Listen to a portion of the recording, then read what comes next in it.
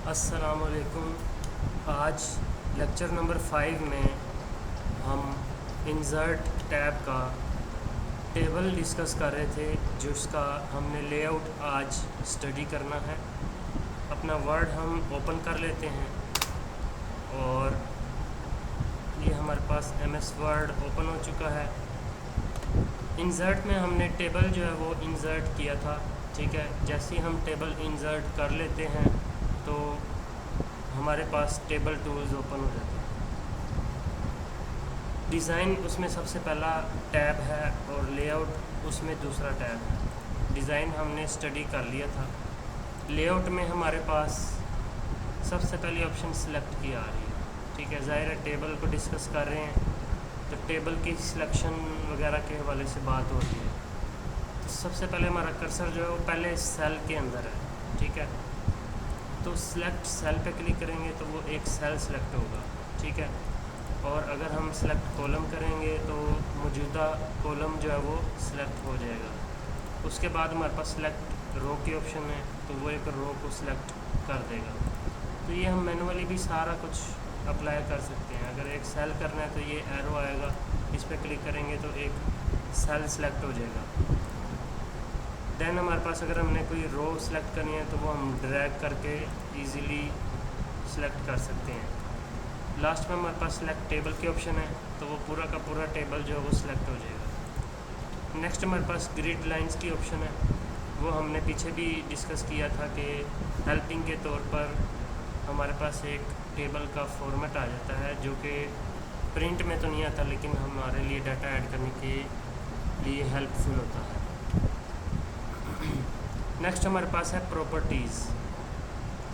Properties में हमारे पास table की अलाइनमेंट्स डिस्कस की जाती हैं, ठीक है। यहाँ पे मैं टेबल का ज़रा साइज़ बल्कि एक कॉलम डिलीट कर देता हूँ यहाँ से मैं। ये अभी हम डिस्कस कर लेते हैं।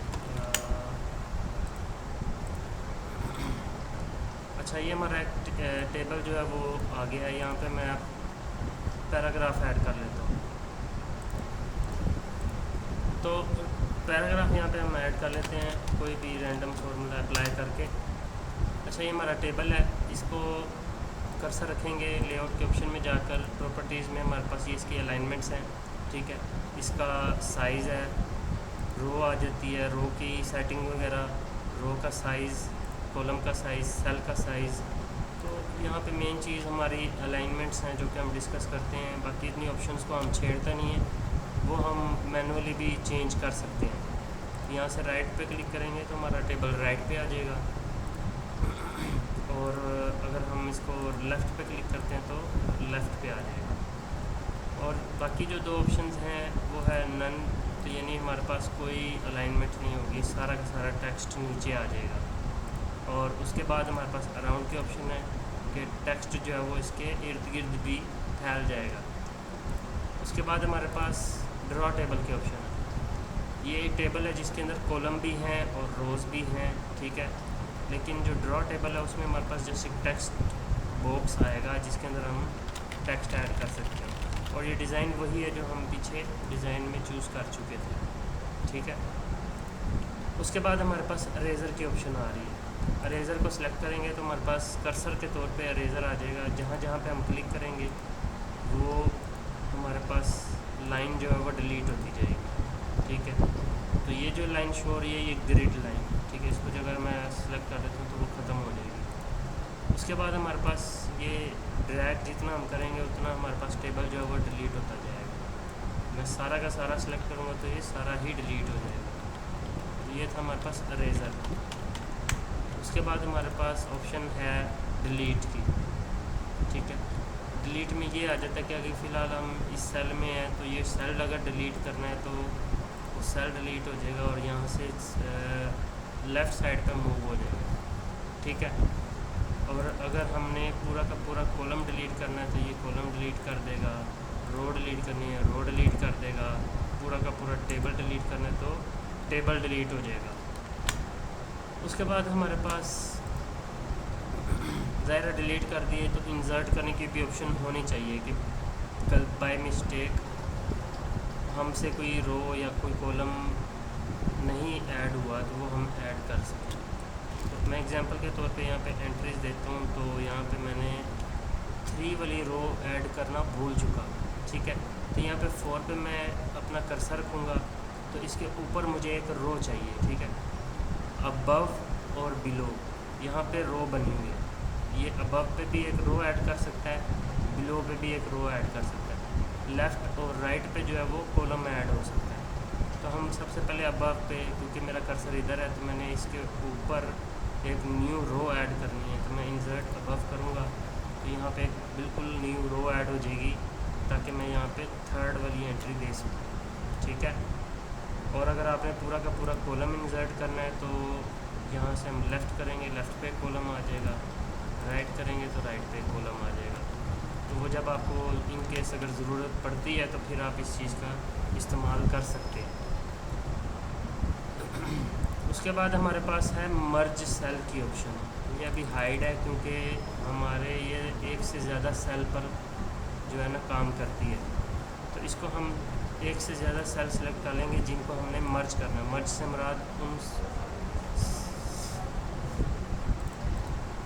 से मुराद उन सिलेक्टिव सेल्स को वो एक सेल में कन्वर्ट कर देता है। कई सूरतों पे हमें इस चीज़ की ज़रूरत पड़ जाती है कई जगहों पर, तो हम इसको सिलेक्ट किया हुआ है और जस्ट मर्ज सेल्स पे क्लिक कर देंगे तो ये मर्ज हो जाएगा, ठीक है। उसके बाद ऑप्शन आ जाती है स्प्लिट सेल की, यानी इसको अगर वापस लाना है तो हम पहले देखेंगे, एग्जामिन करेंगे कि इसके अंदर रोज़ और कॉलम कितने हैं। कॉलम एक ही है, रोज़ 2 आ रही थी, ठीक है। तो हम स्प्लिट सेल में जाएंगे, कॉलम 1 है और रोज़ 2 हैं, ओके करेंगे तो वो प्रीवियस पोजीशन पे वापस आ जाएगा, ठीक है। लेकिन इसके अंदर एक ही सेल के अंदर हम ज़्यादा कॉलम ऐड करना चाह रहे हों, ज़्यादा एंट्रीज देना चाह रहे हो, तो उसके लिए हम स्प्लिट सेल पे जाएंगे और कॉलम ज़्यादा ऐड कर देंगे, तो उतने कॉलम ऐड हो जाएंगे जितने हमने एंट्रीज़ दी हैं।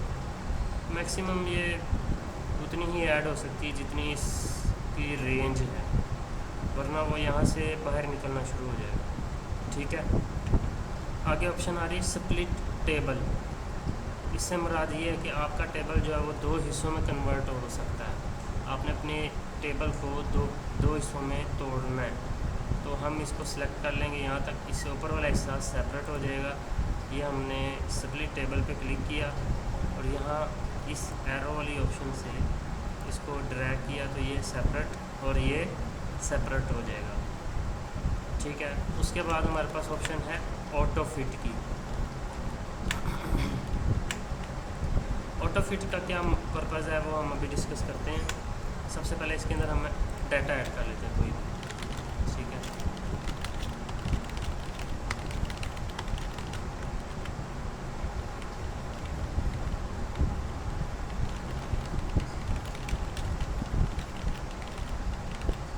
अब मैंने डिफरेंट किस्म के डाटा इसमें ऐड किया है, ठीक है। यहाँ पे स्पेस ज़्यादा है, यहाँ पे भी स्पेस ज़्यादा है। अगर हम अपने टेबल को कंटेंट के लिहाज से, यानी जो बीच में टेक्स्ट लिखा गया है उसके लिहाज से हम इसको कंप्रेस करना चाहते हैं, तो हम इसको सिलेक्ट ऑल करके, सिलेक्ट ऑल कंट्रोल ए से नहीं, जस्ट हमने टेबल को सिलेक्ट करना है, कंट्रोल ए से सारा डाटा सिलेक्ट हो जाता है। तो इसको हम ऑटो फिट में जाके ऑटो फिट कंटेंट कर दें, तो वो कंटेंट के हिसाब से कंप्रेस हो जाएगा हमारा टेबल, ठीक है। लेकिन इन केस अगर इस चीज़ की ज़रूरत नहीं है तो इसको हम वापस लाने के लिए विंडो के हिसाब से ऑटो फिट कर देंगे, तो वो विंडो के हिसाब से वापस ऑटो फिट हो जाएगा, ठीक है। अच्छा, अब एक सूरत हाल ऐसी भी आ जाती है कि हमारा जो डाटा है हम ऐड कर रहे हैं वो यहाँ पे आगे मूव कर रहा है, ठीक है, वो देख रहे हैं। तो ये आगे मूव ना हो, जैसे हमने यहाँ पे ऐड कर दिया तो ये आगे जाता जा रहा है। तो मैं चाहता हूँ कि ये टेबल रहे इतना ही, ठीक है, तो डाटा आगे ना जाए। तो उसके लिए हम यूज़ करेंगे पूरा का पूरा टेबल सेलेक्ट करके फिक्स कॉलम विड्थ, ठीक है, इसको हम सेलेक्ट करेंगे और अब जहाँ पे भी हम डाटा अपना इंक्रीज़ करेंगे वो आगे जाने की बजाय नीचे मूव करेगा, ठीक है। उसके बाद हमारे पास है अपने टेबल की रोज़ और कॉलम का साइज़, ठीक है। तो सेल का साइज़ एक तरह से आप उसको कह लें हाइट और विड्थ, ठीक है। यहाँ से अगर हम इसकी हाइट को इंक्रीज़ करना चाहते हैं तो ये इसकी हाइट इंक्रीज़ हो जाएगी, और अगर विड्थ को हम करना चाहते हैं तो यहाँ से विड्थ हो जाएगी। तो वो आप यहाँ पे बाकायदा पर इस लाइन के ऊपर अपना कर्सर लेकर आएंगे तो ये आप मैनुअली भी इंक्रीज़ डिक्रीज़ कर सकते हैं, ठीक है। उसके बाद ऑप्शन आ रही है डिस्ट्रीब्यूट रोज़, डिस्ट्रीब्यूट कॉलम। इससे मुराद यही है कि एक ही एंगल एक ही साइज़ में अपने टेबल को सेट कर देना, यानी डिस्ट्रीब्यूटेड रोज़ करेंगे, सारी की सारी रोज़ जो हैं वो एक ही साइज़ में डिस्ट्रीब्यूट हो गई, ठीक है। उसके अलावा डिस्ट्रीब्यूटेड कॉलम करेंगे तो वो कॉलम के हिसाब से डिस्ट्रीब्यूट हो जाएगा। लेकिन अगर हम अपने टेबल का साइज़ ज़रा इंक्रीज़ रखते हैं, मैं यहाँ से इसका कंटेंट जो है वो विंडो के हिसाब से ठीक कर देता हूँ, सॉरी यहाँ से, ठीक है। तो अब जो है ना हमारी जो रोज़ और कॉलम डिस्ट्रीब्यूट होंगी वो यहाँ से रोज़ हो जाएंगी, यहाँ से कॉलम हो जाएंगी, तो प्रॉपर एक हर तरह से इक्वल हो जाएगा हमारा सारा का सारा टेबल, ठीक है। उसके बाद हमारे पास ये आ जाती हैं अलाइनमेंट्स। हमारे टेबल के अंदर जो मौजूद टेक्स्ट है उसकी अलाइनमेंट, तो यहाँ से मिड में आ जाएगा, यहाँ से राइट पे, और ये मिड वाली ऑप्शन लेफ़्ट सेंटर राइट, ये बॉटम वाली ऑप्शन लेफ़्ट सेंटर और राइट। तो मेन चीज़ यही यूज़ होती है कि आप पूरा का पूरा टेबल सेलेक्ट करें और बिल्कुल इस मिड पे क्लिक कर दें, हमारा टेबल जो है वो मिड में अरेंज हो जाएगा, ठीक हो गया। उसके बाद हमारे पास टेक्स्ट की डायरेक्शन आ जाती है। इन केस आपको टेक्स्ट की डायरेक्शन को वर्टिकल रखना है तो यहाँ से आप इसको चेंज कर सकते हैं, ठीक है। तो ये 3 किस्म की हमारे पास टेक्स्ट की डायरेक्शन आ जाती है।